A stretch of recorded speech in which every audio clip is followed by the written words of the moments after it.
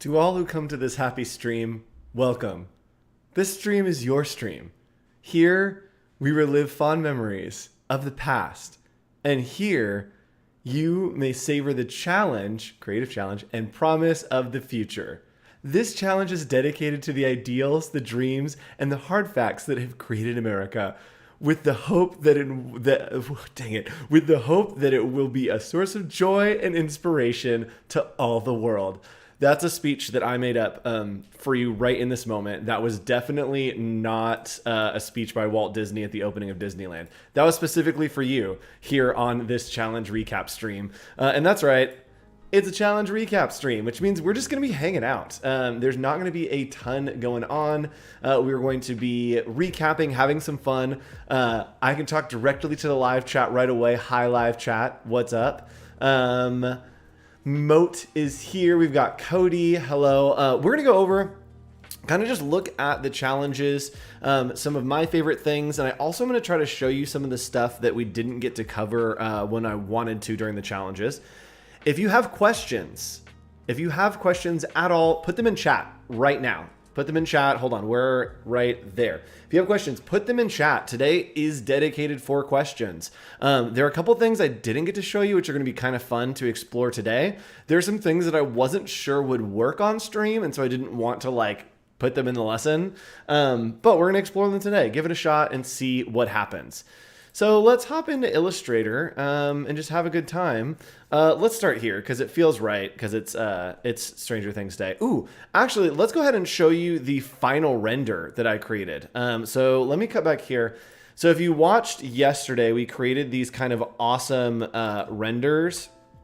This is the final render. It bricked my computer when we tried to use it last time when we did it live. But look at how good this render is, and look at the glow lighting. So this is when we have the ray tracing on. Can I zoom in this? Yes. So this is when we have the ray tracing on, and I turned off that reduced noise. And you can see with the noise on, right, not reduced, with the noise fully on, you can really get some awesome noise. And it's that glow that's catching the shadow that's giving us that noise. So when it renders, the lighting hits that glow and really gives it that crazy shadow. I love this. I love this piece so much. I'm actually very, very proud about how this turned out. And again, it only took us a few minutes. Super easy. Hey, Richard. What's up? Welcome. Richard Thomas Given. So let's go ahead and hop in, look at some of your work, not just my work. And this is some work by Nikki. Great job, Nikki. This looks great. Love the shadows. So I would try to see what happens when you turn off the reduce noise option. And for those of you that don't know what I'm talking about, 3D materials, when you go into your ray tracing right here, there is reduced noise. So go ahead and turn that off, and it will give you that nice crispy noise. Something else that I wanted to take a look at here, Nikki, is the light bulbs that you've created here. We could, in theory, make this a little bit closer with this kind of cord. So I'm going to rebuild this just real quick and see if we can get it looking a little bit different. So to build these shapes, again, I'm just going to do the half circle trick where you do half a circle and then we come in here with our 3D materials. We're going to revolve that so we have a full sphere from the right edge. Blue. All right. So we have that blue circle right there for the light bulb. And then here, I'm going to do the same thing. I'm going to make it a little bit thicker, and then we are going to revolve, and then we can get the kind of the top of that piece. Let's get that in a nice little gray. Where did everything go? All right. So gray. All right. Right there. That can be like the top. There we go. So that looks pretty good. And what I want to do is I maybe want to group these. And then we're just going to duplicate. So we're going to duplicate these, and that way I can do a green one here. We can do a yellow one over here. So you kind of get the idea, but I want to show you how you can make it look a little more cohesive with the string that you have going on here. So with this string, what we can do is we can actually go ahead, oops, and draw this string in with the brush tool.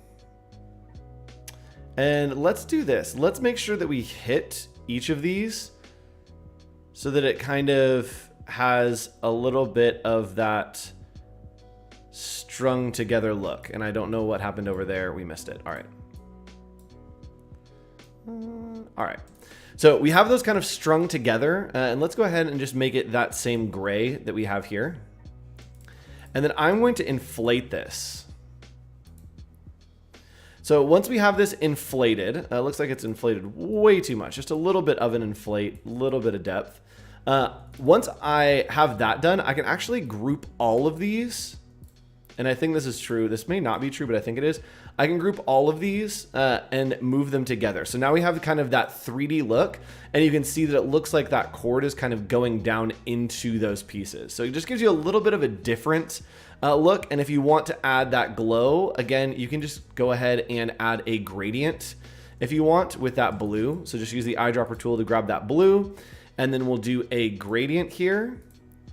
We want it to go radial right there, and let's grab the gradient tool, just be easier. So the center we want to be this blue color, and then the outside we want to be that same blue color, but we want it to be at 0% opacity. So that's a great way to just make a quick glow, and now we've got a nice little glowing light. There you go. Super easy. So that way you get a little more dimension, and it kind of fits the upside down that's happening here a little bit more, just a tiny little bit more. All right, good job, Nikki. The next one that I want to talk about is Sultan and Nikki again. Sultan extruding the stroke. This looks great, but I want to focus on these kind of pieces in the background. And again, if you have questions, go ahead, drop them in chat. We'll answer them on the stream. I want to talk about this kind of loopity loop.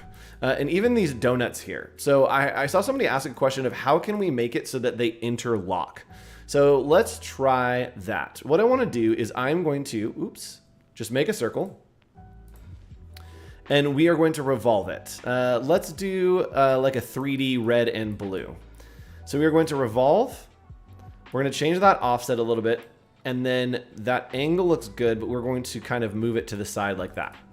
So if I want to, this is a little hack, I can Control C, Control V, copy and paste it. Then we are going to free transform one more time. Sorry, free rotate. And I'm going to rotate it down this way so that they kind of interlock. And I probably want the offset to be a little bit wider. There we go. So they are locking. Here is the trick to making them interlock, is we want to make sure that there is dimension happening. And the best way to have dimension is to grab this back one and go to Edit Copy, Edit Paste in Place, and it will come to the top, right? That's great, but it's not quite what we want. We only want this overlapping part to be on front. And so what we can do is grab the pen tool. This is such a cheat. And you can literally just click over the area that you want it to be over, and then click on our 3D shape, right click, and make a clipping mask. So there you go. You've very easily made those kind of interlock when really it's just two different shapes that are, one is on top of each other, right? This piece is just on top of each other, but because it's pasted in place and exactly the same, it will look like they're interlocking, right? Get some extra little craziness there. I wonder what happens. I'm going to turn on shadows. I'm going to turn on shadows and it's not going to work is what's going to happen. I think that that's what's going to happen. Let me turn on shadows real quick and see. I'm like 95% sure because of the gradient mask, it's not going to work. So let's move the light. Yeah, we're going to go with just like it's not a thing. That's not wrong. That's definitely not wrong. All right. That's not wrong. It's not wrong. So the problem that we're going to have here is the shadows on this one are not going to work right. So if I do the shadows, do it from below object right there, it is going to throw off those shadows and look really crazy because in theory, the shadows would have to come from here. So let me see what happens maybe if I turn these shadows on. Is it not going to give us any shadows? Oh, top down. Okay. So the problem here is that the shadows aren't going far enough, which is fine because I can do that. It's doubling up the shadows. Okay, so the answer is no. The answer is no, that it won't work with shadows, but it will work if you just want to interlock them. Nice little trick for you. All right, the next one that I want to play around with here is Allison. So Allison created this mock-up looking gorge. And it looks like, Allison, you have a substance material as well as a graphic. And I want to kind of play around with what that looks like. I'm not sure if you're doing a texture and a graphic, but it looks like you have a substance material and a graphic. I don't know if that's a thing. So I want to try it real quick just because it seems like fun. I'm just going to make a sphere because I think it has the best results for us to kind of test things with. We're going to do that nice yellow, and then I'm going to grab a gold material. I know that there's a bunch in here, so there's some stock ones. There we go. Gold natural. And let's go ahead and revolve that. Okay, so we've made our sphere. This is looking good. I want to turn this on ray tracing just because, like, I don't know, the gold is always so delicious. Hey Jack, welcome to the stream. All right, so we've got the gold there. Let's look at our material. And let's go ahead and change the repeat here. Maybe we do want to turn ray tracing off. All right, we're going to turn that off for now. So spot intensity, let's do that. Dot intensity, let's do a lot of it. Oh, ray tracing's still on. Andrew, what are we doing here? Off. There we go. All right, turned off. Roughness, we want it to go up. Ooh, that's too much roughness. Metallic variation. Ooh, cool. All right, so playing around with this, I forgot what I was even gonna do. Oh, trying to add graphics on top of it. So if we go to graphics here, I'm just curious if this... Okay, so I think that it might get a little... Oh, it's revolving. That shouldn't make a difference. I think that the problem here is that we have a material and a graphic. So it looks like you may have built that separately. I was just curious how you did it. So object, revolve, right edge, and let's see, this is gonna be the difference. If I can add a graphic here, yeah. So it looks like if I try to add the graphic and there is already a substance material, it's not going to do both.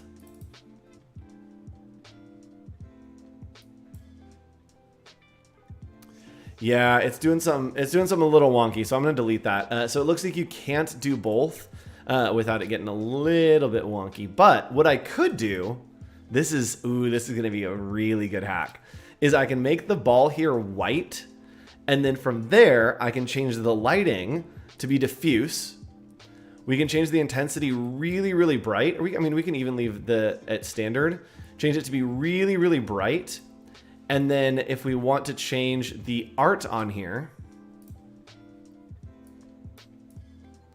let's move that up over the side. What I can do is just take this whole shape and change the blending mode to multiply, and then bring it over this shape. And because of the way that it is built,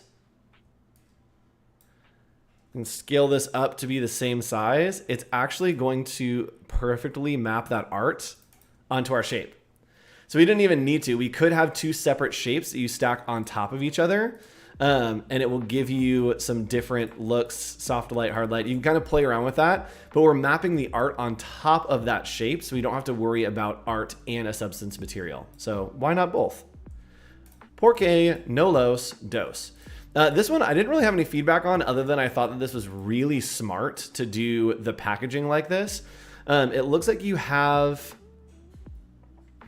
maybe two? I'm trying to think here. You might have two different 3D shapes here, but they look great. I'm guessing that the lid is separate from what the piece is down here. But I love this, and I love that you've made the bowl here. I just really like this piece. That's why I wanted to highlight it.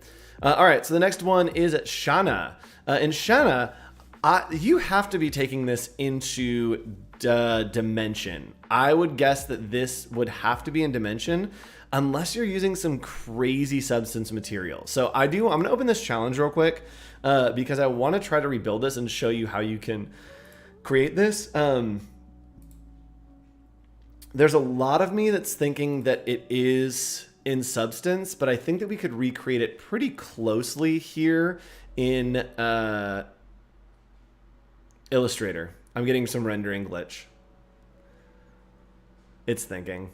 I think that I did something crazy with this file and then saved it. So this is what we look like right now. We're thinking. In the meantime, if you're just joining us and you're just tuning in, we have daily challenges that happen pretty much every day, 11:30 a.m. Pacific time. You can check out down in the description all of the relevant resources. And if you want to join us today at 2:30 p.m. Pacific time, we are going to be hanging out doing Adobe Office hours. We're talking all about Creative Cloud today. So we'll show you collaboration tools. We'll show you libraries, all kinds of fun stuff. Okay, I forgot that I did this. This is the one that I had like the crazy render on. All right, let me go ahead and zoom out. Cool, so I can't even use my own. If you want these source files, it is very easy to grab those source files. You can do it in Behance, just behance.net/challenge/Illustrator. I'm gonna do that real quick and just grab our source file so I can rebuild it. 1 second. I know. All right, so we're here. These are what the source files look like. Let's find that mockups from scratch, get started, and here is our source file. All right, so let's download that. I need to not save over my files, and here we go. Now we have the wine bottle.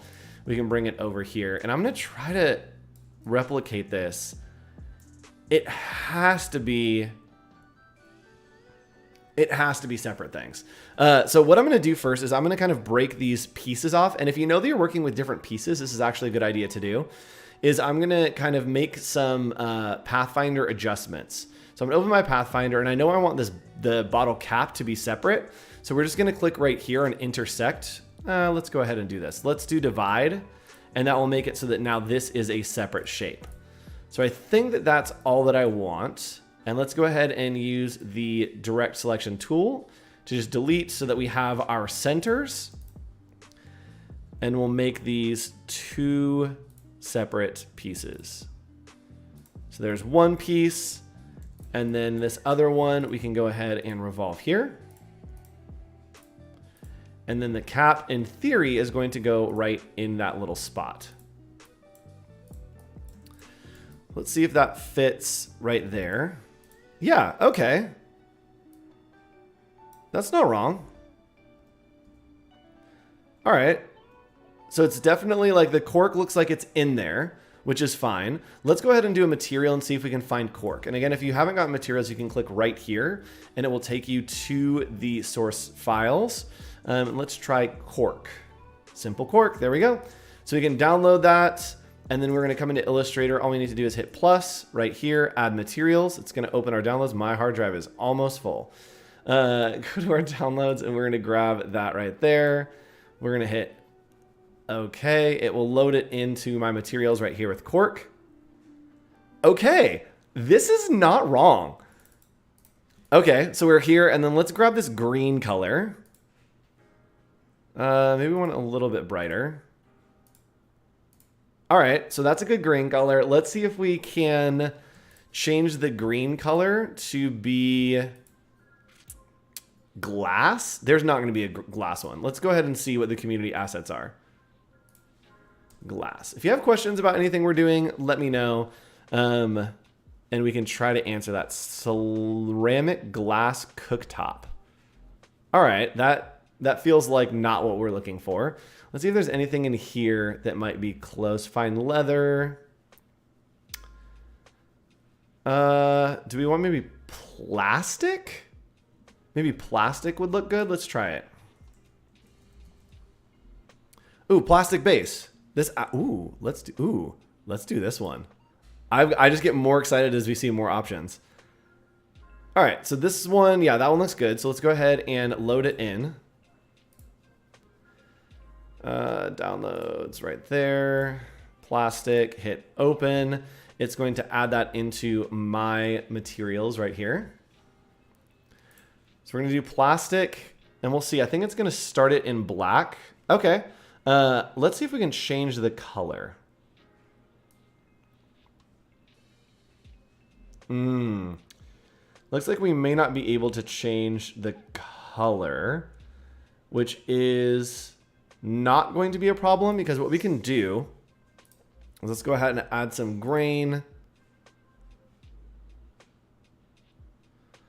What we can do, rotation, repeat, normal intensity, is I think that we could maybe put a green object on top. So what I'm going to do is I'm going to copy and paste this. Oops, we're going to paste in place. So we're going to go to edit, paste in place.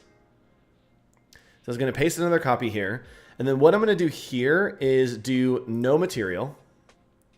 It's going to be green, and I'm going to change the blending mode one more time. So let's try screen. That looks good.